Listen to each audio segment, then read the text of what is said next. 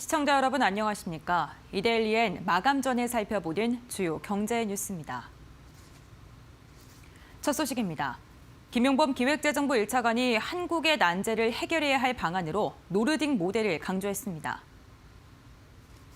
김 차관은 페이스북에 올린 글에서 스웨덴, 노르웨이, 핀란드, 덴마크, 아이슬란드 등 북유럽 국가의 경제사회적 모델인 노르딕 모델은 우리 난제를 앞에 두고 해법을 모색해야 할 때 찾아가야 할 오아시스로서 손색이 없다고 밝혔습니다.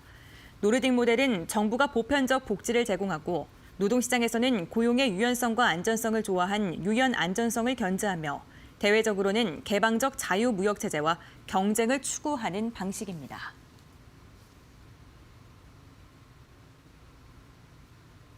(1월) 들어 10일까지 수출이 반도체 호주에 힘입어 증가세로 출발했습니다.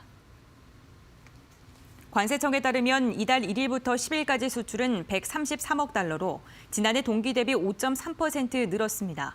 조업일수는 작년 동기와 같습니다.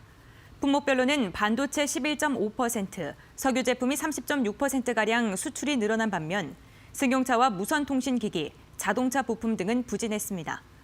수출 상대국별로는 베트남과 일본, 홍콩, 중동 등으로의 수출은 늘어났지만 중국과 미국, 유럽연합의 수출은 줄어들었습니다.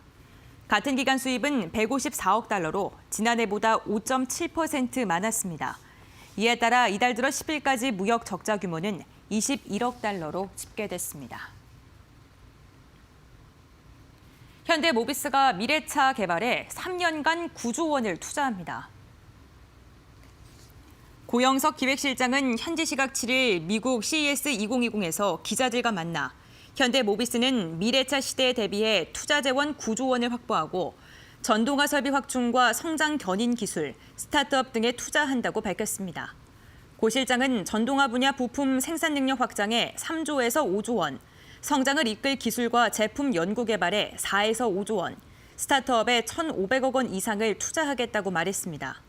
그는 핵심 부품 기준으로 매출 약 1,000조 원 중 연구개발 투자 지출 비중을 7에서 10%로 늘린다는 계획은 유효하다고 덧붙였습니다.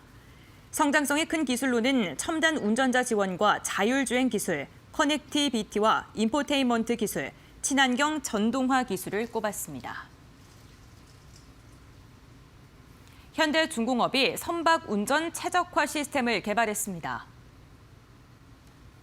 현대중공업은 최근 독자 모델 엔진인 힘센 엔진에 인공지능과 빅데이터, 사물 인터넷 등을 접목해 10% 이상 연료비를 절감한 선박 운전 최적화 시스템을 개발했다고 오늘 밝혔습니다.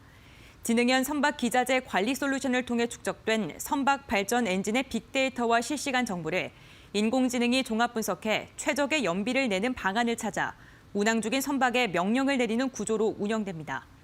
현대중공업은 지난해 지능형 선박 기자재 관리 솔루션을 개발한 후 지금까지 45척분을 수주했으며 이 가운데 10척분 인도를 마쳤다고 소개했습니다. 현대중공업은 첨단 기술을 활용한 스마트 선박 고도화를 통해 중국, 일본 조선업계 추격을 따돌릴 수 있는 기술 우위를 지켜나갈 방침입니다. SK가 콜드체인 분야에 250억 원을 투자해서 물류 경쟁력 강화를 꾀합니다. SK는 오늘 글로벌 투자은행 골드만삭스와 미국계 물류업체 벨스타 슈퍼프리즈에 250억 원씩 총 500억 원을 투자해 2대 주주가 됐다고 밝혔습니다.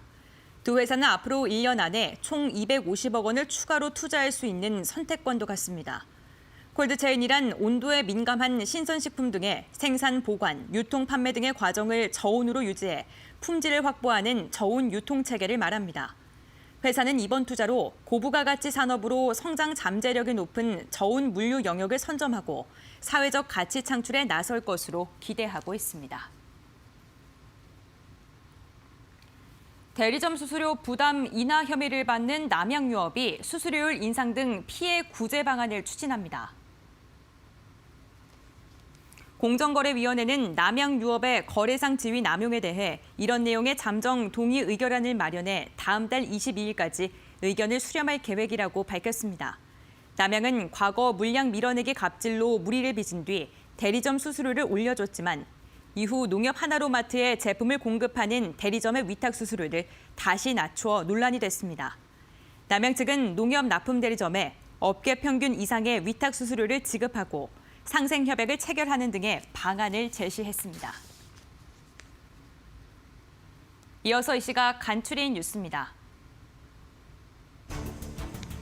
최근 경기도와 인천에서 구제역 감염 항체가 잇따라 발견되면서 방역 당국에 비상이 걸렸습니다. 농식품부는 아직 구제역이 발생한 것으로 볼 수는 없지만 선제적인 방역 조치에 들어가겠다고 밝혔습니다.